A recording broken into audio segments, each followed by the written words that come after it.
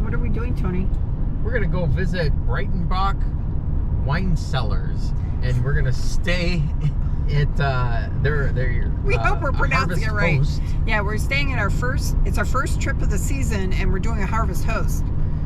We joined it this year, and we're really not that far from home, but we're checking it out on our way to another destination. So we just thought we'd do this Harvest Host and see how it works out. We have our generator, so we're not going to need air conditioning today. It's only 57 degrees. And it's supposed to get down in the 30s tonight, so we'll need our heat. Yes.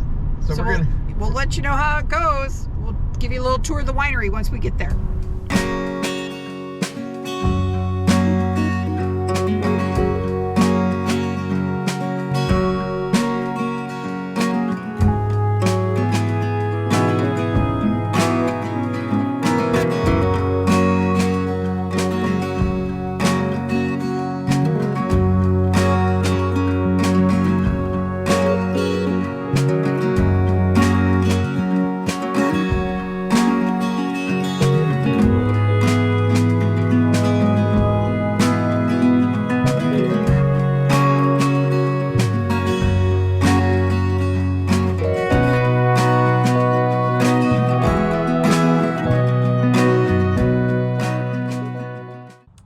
So there's the winery down the hill right there.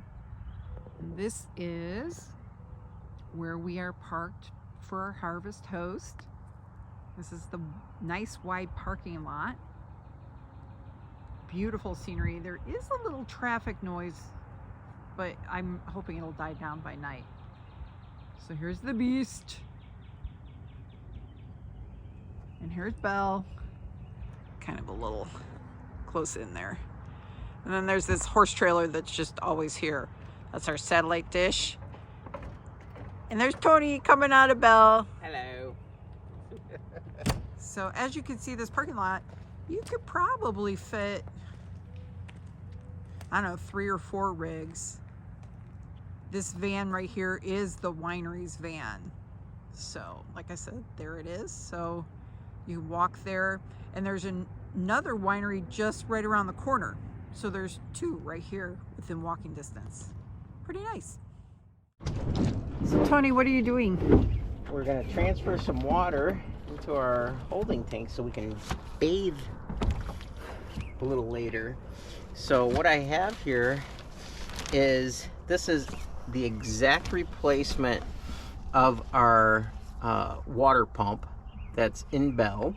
So I bought an extra one, and I have some fittings that I adapted to it. So I have a nice little tube here that I'll be able to put in our bucket of water, container of water, and watch how fast it pumps out. So I'll turn the pump on, and you'll see it'll start draining it down. And I have this hooked up to a nice switch here, and cables that go to the battery. So it's a 12-volt pump. Cable. Hooked up to our battery. So now we'll have plenty of water to shower tonight and whatever we need in the morning, and we're all set. So here's the gas tank that's feeding the generator. We have the umbrella just to keep the sun or rain off of it. You can see it under there. And then there's the cord, or the gas tube, I guess, over to the generator, which is quietly humming along. Alrighty, so it's morning. I made myself a cup of coffee, and what I wanted to do is share with you the amount of current, how many amps this little coffee maker will use. So I'm going to make Tina her cup of coffee now. And I went ahead and filled that up. Oh, I'm going to have to get another pod. So we'll get rid of that. Let's see here. Oops. Here's where we keep our coffee. Grab that. And we'll put that back on. It's not quite organized since we're just here for an evening. So we're going to put our coffee pot in there, and then we're gonna close that. And I'm gonna turn our phone back on here and just show you, once you go ahead like that and watch the amp draw here.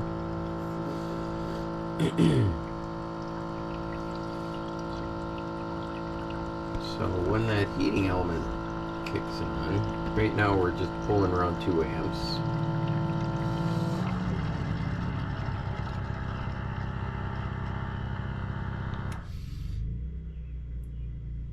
And it just shoots right up there to almost 13 amps, so 12.6 amps. Just from a little coffee maker. Just from the little coffee maker. And that's why we bring our generator. But just in case that doesn't work, we also have, of course, a stovetop coffee maker. But just wanted to share that with you. Just the amount of amps that uses. We're out in front of Breitenbach Wine Cellars In Dover, Ohio. Yes. And we're going to go inside and see if we could coax one of the employees to tell us a little bit more about the history of it. So come on inside. Let's check it out.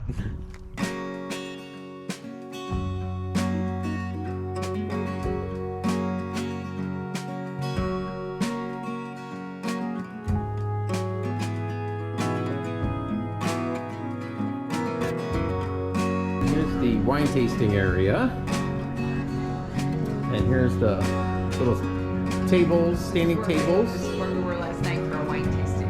Highly recommend the festival one.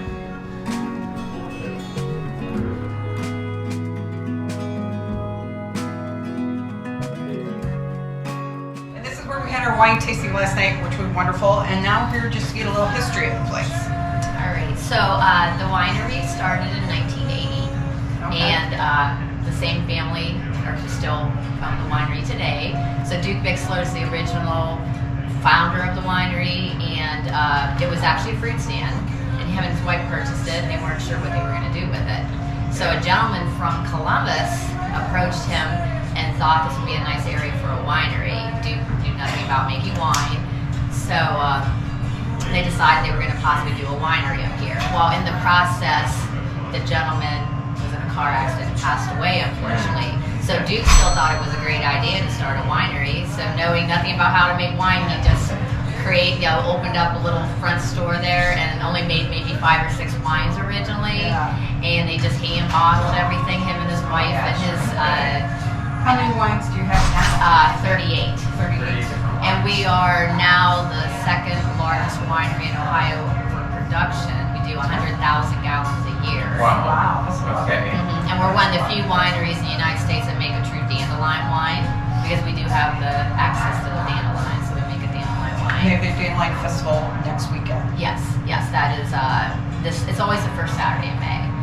So, but it's still, so Duke and his wife started the winery. Duke was the winemaker. His wife opened this little gift shop. She unfortunately passed away a couple of years ago. But Duke had 2 daughters, so his one daughter handles the wholesale. We do our own distributing of our wine in Ohio. His other daughter kind of runs the store here and does the shipping. We do ship our wines out. And his son-in-law has taken over some of the winemaking the last 4 or 5 years, but Duke still also is involved with the winemaking. And yeah, we do crush most of our grapes ourselves. We have a few that we don't, but we have growers that grow for us so that we can do most of our own crushing and pressing here. That's cool. And yeah, so we're kind of one of the old school wineries in Ohio, but still very popular. So yeah. Awesome. Well, thank you very much. That's Yes, awesome. thank you. And last night's wine tasting was great. Enjoyed the Yeah, we cheese, enjoyed the Awesome. cheese. sausages, Yeah, we got a lot of things, yeah. crackers. And so we keep the same hours all year long. We're here Monday through Saturday from 9 to 6. Okay. We do have a second facility up the road we call the Tool Shed property, and in the summertime on Fridays and Saturdays we do a little wine bar up there. We keep it open till like 9. So when we close here, you can go up there. Oh, Beautiful okay. sunset. It's up on a peak. And we have the vineyards in the background. Well, it looks And, like out here too that you have like maybe live music. we do live music every Saturday from 1 to 4 out back, like acoustic. And we have a barbecue in the summer out back. We do ribs, chicken, pulled work.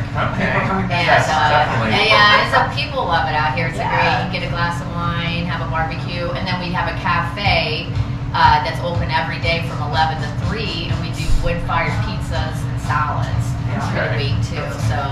So if you're passing through the area, Dover, Ohio, Breitenbach Wine Cellars, they're part of the Harvest Host. We had a great evening. We had a nice spot up top.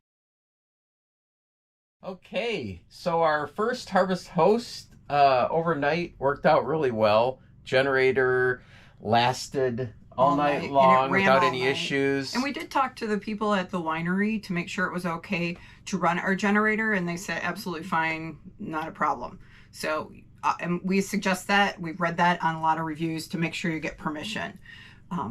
But also there was nobody else here, so that helps. So we had a nice comfortable evening. I definitely would stop here again. And what we're going to do now is we're going to show you, we brought our electric bikes with us in with our bins. Where do we get these? These were the Home Depot Husky brand 45 bins. gallon. And I wanted to show how we set them up. How we store them inside the RV. Yes. So I'm going to hold the camera while Tony demonstrates. Here you go. Alrighty. So one of the additions I did as well is I added this foam pipe insulation as kind of a little saver on our cabinets, because they might rub against the cabinet or the stove. And as you can see, we folded our rug in half so the rubber side is up, and that actually helps so it won't move around as well. So I just want to keep them snug against the bed like so. And actually where the rug is right now is almost to the point when the slide comes in. So it's nice to get this a little Oh, here's my closer. banana for later. We're going to set this just right on top here. Just like so. So I'm just putting the handle on top of the other handle. And then the nice discovery, which I've had, is this expansion rod. And this is for the bed of a pickup truck. You put this across the back, so you could get this at like any kind of like Tractor Supply or what have you.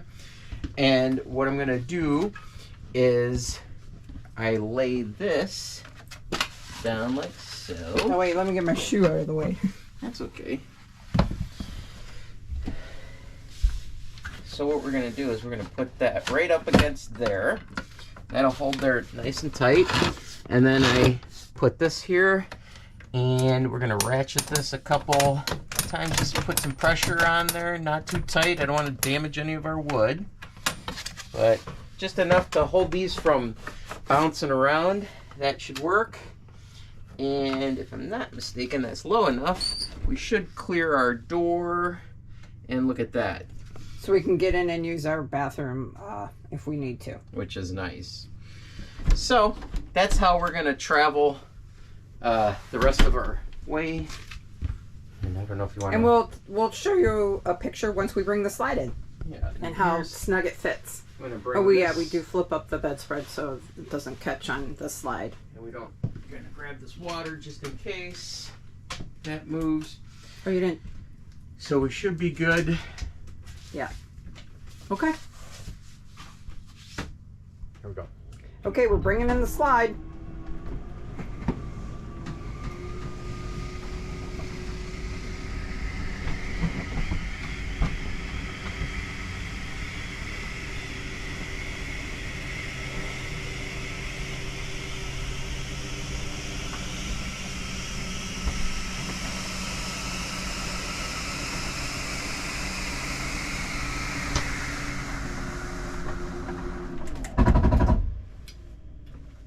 See what a nice fit that is. I mean, there actually is plenty of room, so you can't really walk through there, but we don't have any need to get back there, so we're good.